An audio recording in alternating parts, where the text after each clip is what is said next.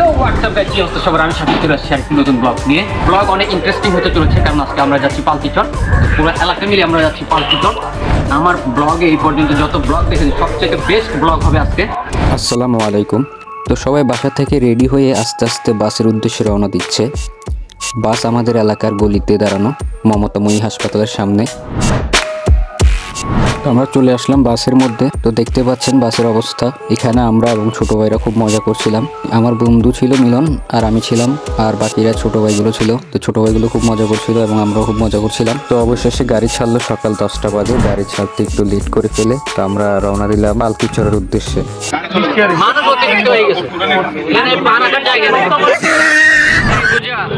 তো এবারই প্রথমবার না, আমরা প্রতি বছর এই পিকনিকটি হয় আমাদের এলাকা থেকে। প্রতি বছরে না, এই বছরও হলো পিকনিকটি। তো গাড়িতে প্রচুর জ্যাম ছিল, অতিরিক্ত মানুষ হয়ে গিয়েছিল, পা রাখার জায়গা ছিল না, এই অবস্থা ছিল। মানে খুব হিমশিম খাইতে হয় সবাইকে, অতিরিক্ত মানুষ হয়ে গিয়েছিল গাড়ির মধ্যে। এখানে কর্তৃপক্ষের কোনো দোষ নেই। পিকনিকের আগের দিন টোটাল মানুষ ছিল 35 জন, আর যখন গাড়িটা ছাড়ে তখন হয়ে গিয়েছিল 84 জন। এখানে কর্তৃপক্ষের কোনো দোষই নেই। তো 35 জন থেকে যে 84 জন হয়ে যাবে, তারা সেটা ভুলেও ভাবতে পারে নাই। আর 5 মিনিটে কোনো বাসও জোগাড় করা সম্ভব না, তাই 84 জন মিলে একটি বাসে করে আমরা চলে যাই।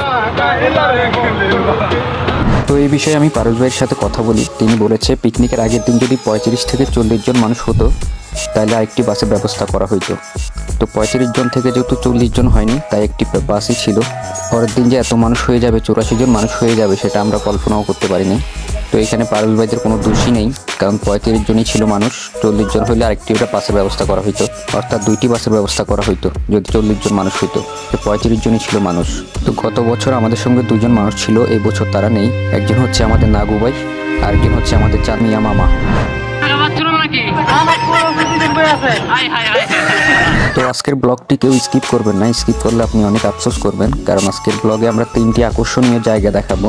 প্রথমে আমরা যাব লিং রোড, তারপর যাব আমাদের বঙ্গবন্ধু টানেলে, তারপর যাব আমরা পালকিচর। আর পুরো এলাকার বিনোদন তো আছেই, তাই কেউ স্কিপ করবেন না ভিডিওটি। তো আমরা এখন আছি লিং রোডে। লিং রোড থেকে আমরা যাব বঙ্গবন্ধু টানেলে, তারপর যাব হচ্ছে পালকিচর। আমরা কোথায় যাচ্ছি সবাই?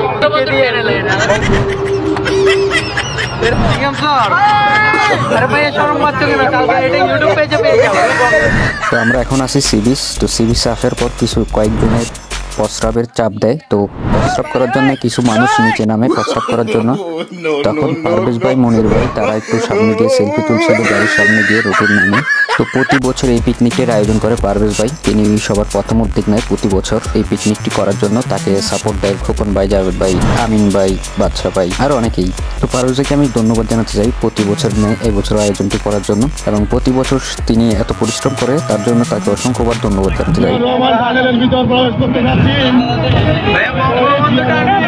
তো আমরা চলে আসলাম সেই কাঙ্ক্ষিত মুহূর্তটির, বঙ্গবন্ধু ট্যানেলের কাছাকাছি চলে আসলাম আমরা। এখানে আসার পর সবাই খুব এনজয় করছিল এবং সবাই খুব খুশি ছিল। তো এখন আমরা আর কিছুক্ষণের মধ্যে চলে যাব সেই বঙ্গবন্ধু ট্যানেলের ভিতর। তো আমরা ঢুকে যাচ্ছি বঙ্গবন্ধু ট্যানেলের ভিতর।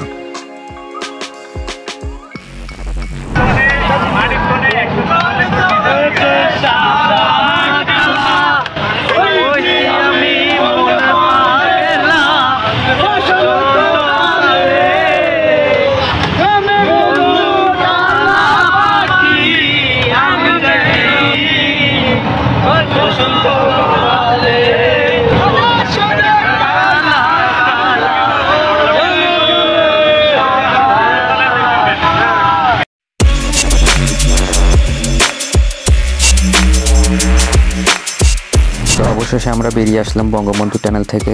এখন আমরা চলে যাব পালকিচরের উদ্দেশ্যে। Let's go.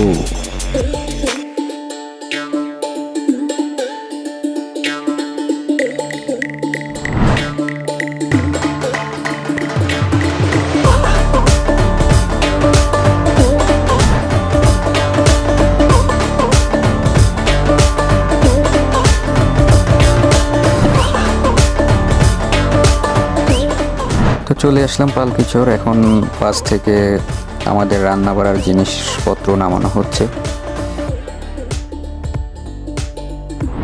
তো এখানে ছোট ভাই তানভীর মাল ছাপানো নামাচ্ছে এবং আরো বড় ভাই কয়েকজন মাল ছাপানো নামাচ্ছে।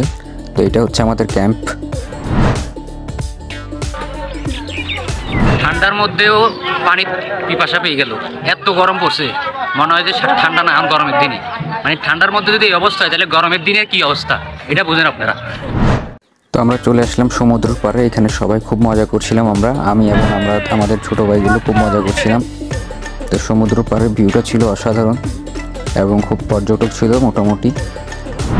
তো এখানে সবাই চিল করছিল এবং এনজয় করছিল। তো আপনারাও চিল করতে থাকুন আমাদের সঙ্গে আর এনজয় করুন সেই জায়গাটি।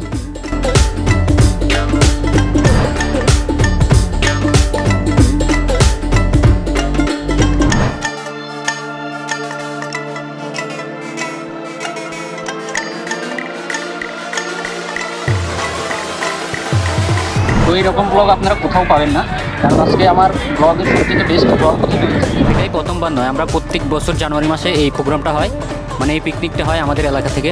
পুরো এলাকা মিলে আমরা আসি, পুরো এলাকার সবাই থাকে এই পিকনিকে, যেমন বড় ভাই, মামা, আঙ্কেল, ছোটো ভাই সবাই থাকে। তো এটাতে আমরা খুব এনজয় করি এবং খুব বিনোদন পাই এই ব্লগটাতে থেকে। আর এখানে সবচেয়ে গুরুত্বপূর্ণ একটা কথা বলি, এখানে পিকনিকটা হওয়ার মূল উদ্দেশ্য হচ্ছে খোকন ভাই, উনি খুব বিগ একটা অ্যামাউন্ট ইনভেস্ট করে এই প্রত্যেক বছরই এলাকার মানুষের জন্য, ছোটো ভাইদের জন্য, বড় ভাইদের জন্য।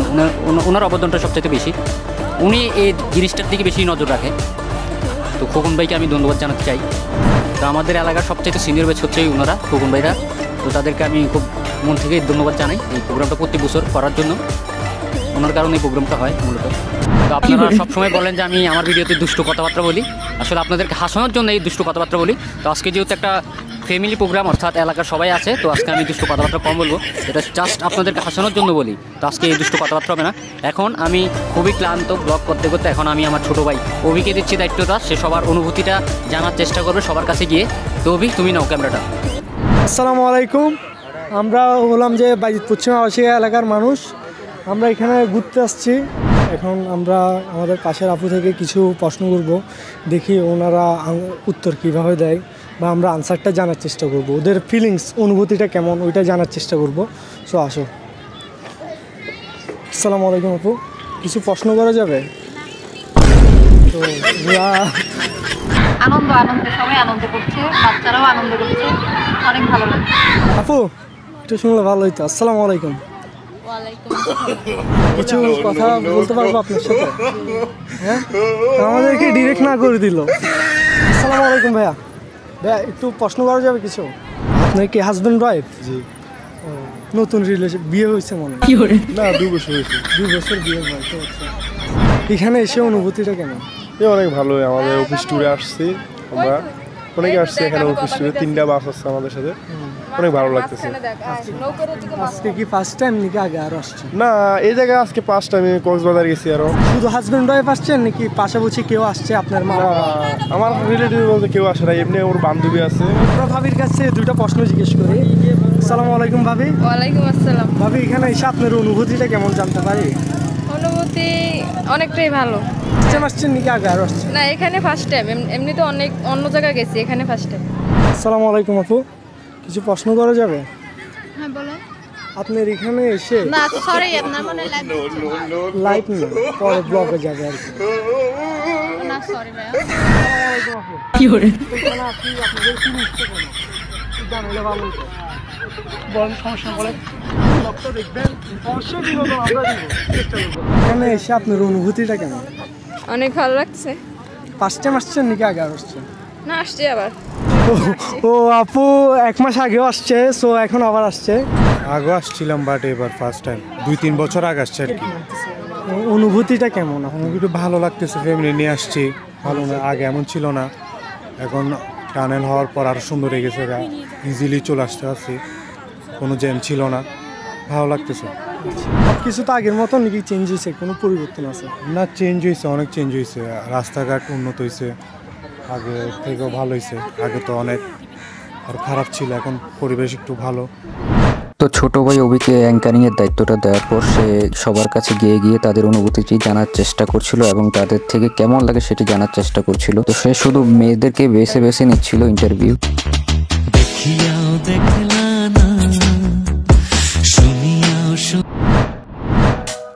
তো অভিকে আমি মন থেকে অসংখ্যবার ধন্যবাদ জানাতে চাই, অনেক হেল্প করেছে আমাকে। তো তাকে আমি কৃতজ্ঞতা জানাই অভিকে। তো ভাই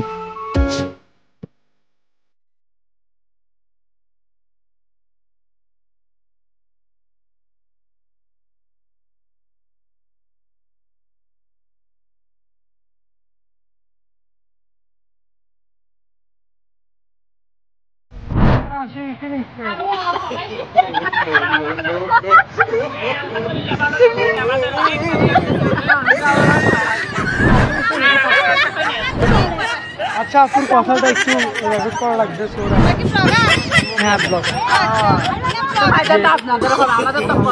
আপনারা আপনাদেরকে পেজে দেখা যাবে সব জায়গায়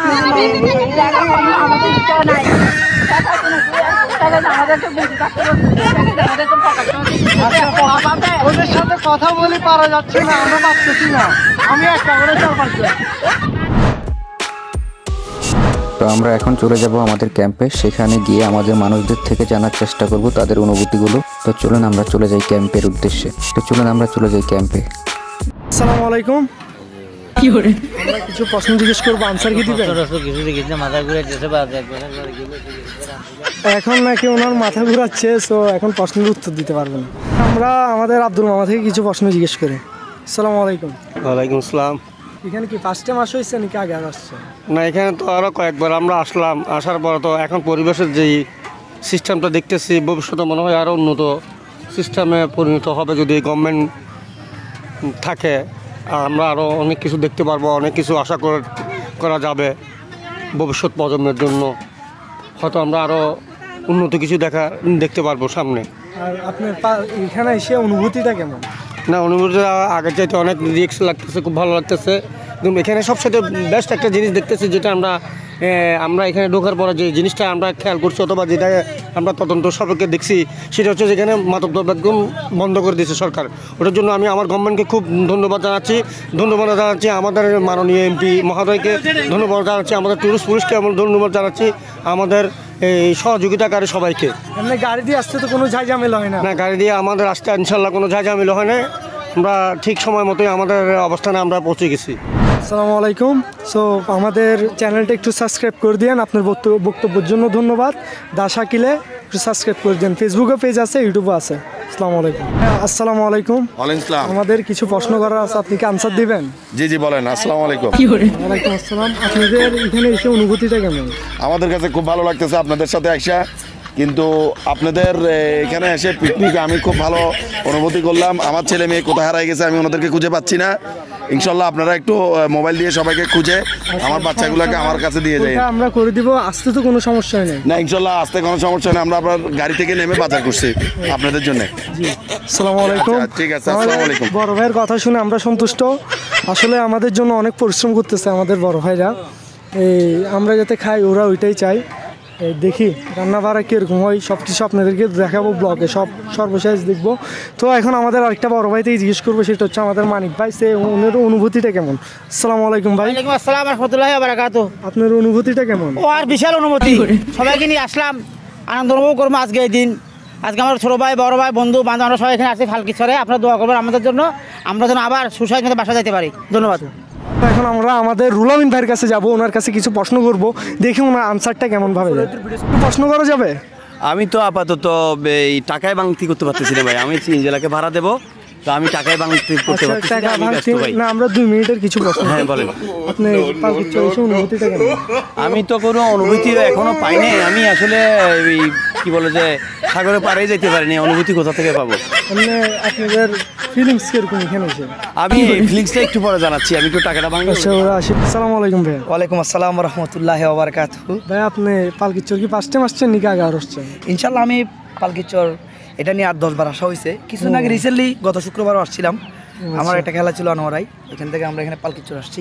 তো আজকে আবার হঠাৎ এখানে? হঠাৎ আমরা এখানে বলতে আমাদের বড় ভাই, এলাকার মুরব্বী, বড় ভাই, ছোট ভাই, তারপরে বাবার সমতুল্য আঙ্কেল, মামা, চাচা, সবাই মিলে আমরা প্রতি বছর নেই।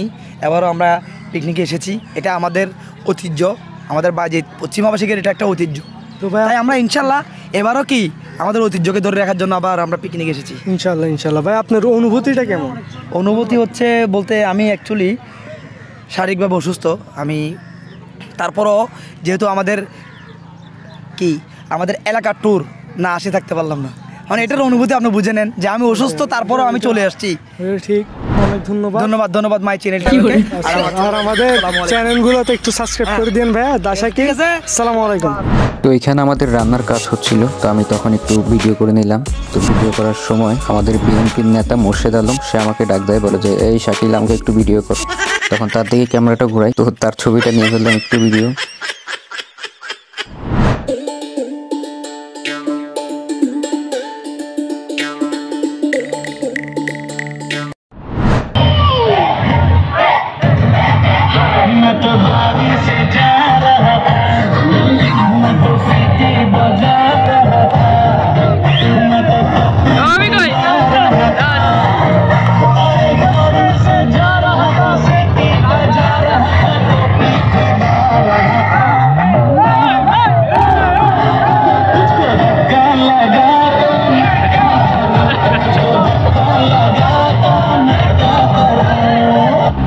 তো এখানে ছোট ভাইরা চলে আসলো ফুটবল খেলতে, তো তারা এখানে ফুটবল খেলছিল।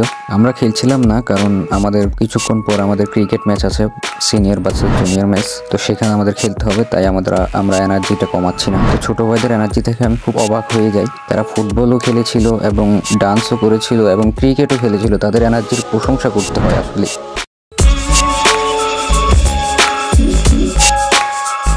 তো আমরা চলে আসলাম ক্রিকেট ম্যাচ খেলতে, সিনিয়র ভার্সেস জুনিয়র। সিনিয়র ব্যাচে ছিল পারভেজ ভাই, শাহজাহান ভাই এবং সোহাগ ভাই, হাবু ভাই, শাহিদ ভাই, আরো অনেক ছিল।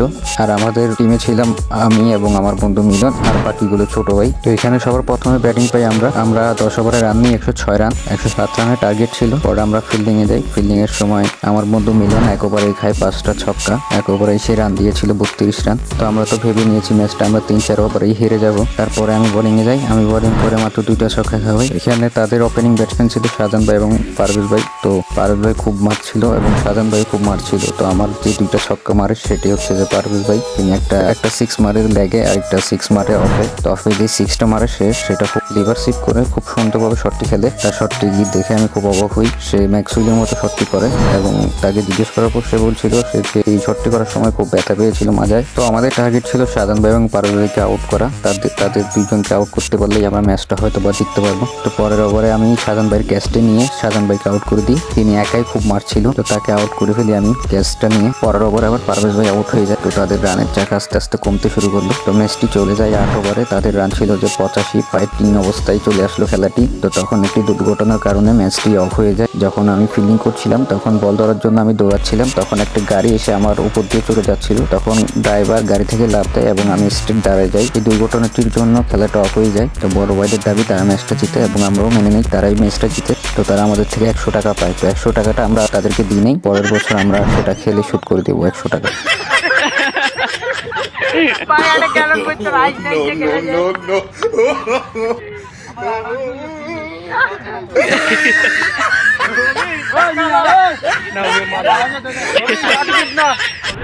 ক্রিকেট খেলে অবস্থা খারাপ। ক্রিকেট খেলতে যাই, শরীর ক্লান্ত, খুব দৌড়াদৌড়ি হয়েছে আজকে। আমি নিজেও খুব ক্লান্ত। ভাগ্য ভালো আরেকটুর জন্য অ্যাক্সিডেন্ট হয়েছে। তো গাড়ি একটা আসি আমারে আজকে দিছিল ভালোভাবে। ড্রাইভার লাভ দিয়ে পড়ে গেছে, ভাগ্য হলো আমি বেঁচে গেছি। খেলে দিলে ওর শরীর খুব ক্লান্ত। ক্রিকেট খেললাম বড় ভাইদের সাথে, অবশ্যই ম্যাচ আমরা হেরে গেছি দুর্ভাগ্যবশত। সে 5 বলে 5 টাকা ছিল, বেশি খাইনি।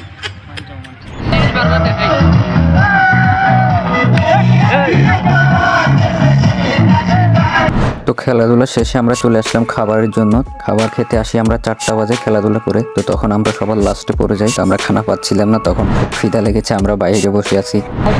এখন বাজে বিকাল 5টা। এখন আমরা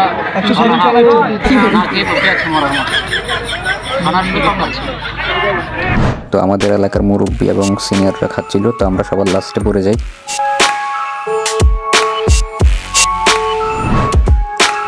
তো অবশেষে আমরা খানার জন্য সুযোগ পেলাম এবং আমরা খাচ্ছিলাম সবজি ডুবিয়ে।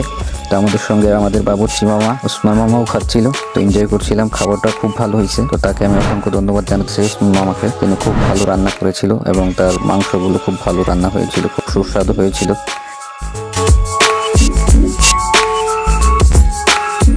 তো খাওয়া দাওয়া শেষ করে আবার সন্ধ্যার সময় আমরা সবাই মিলে চলে আসি সমুদ্রের পাড়ে। তো সমুদ্রের পাড়ে সবাই চলে আসে এবং সবাই খুব এনজয় করছিল এবং সন্ধ্যার সময় খুব ভালো ভিউটা পাওয়া যাচ্ছিল। তো সবাই সমুদ্র পাড়ে দাঁড়িয়ে আছি আমরা, কেউ ছবি তুলছে, কেউ ফিল নিচ্ছিল, কেউ গান শুনছিল।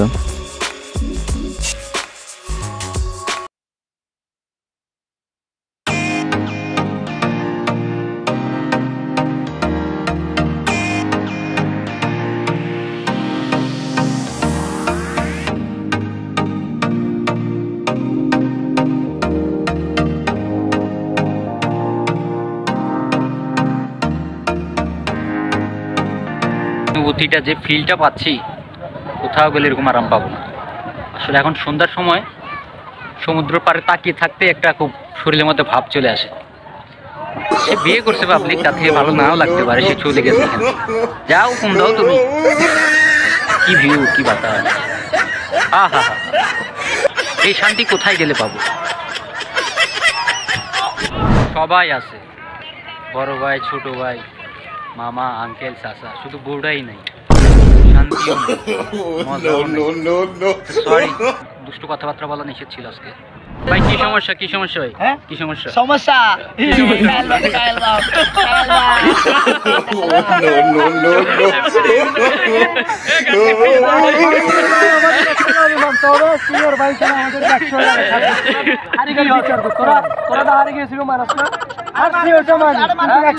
বড় ভাই হিসেবে ছাত্র দিতে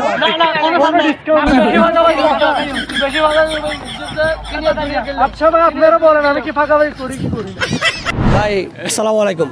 আমরা বিগত 3 বছর পরে এই আবার এলাকা ভিত্তিক পিকনিকত আইয়ারে অনতুন কেলে অনুভূতি আর একখানি জানাবেন। ওয়ালাইকুম আসসালাম, ধন্যবাদ সালমান আপনাকে। 3 বছর পরে এসে অনুভূতি অবশ্যই ভালো লাগতেছে।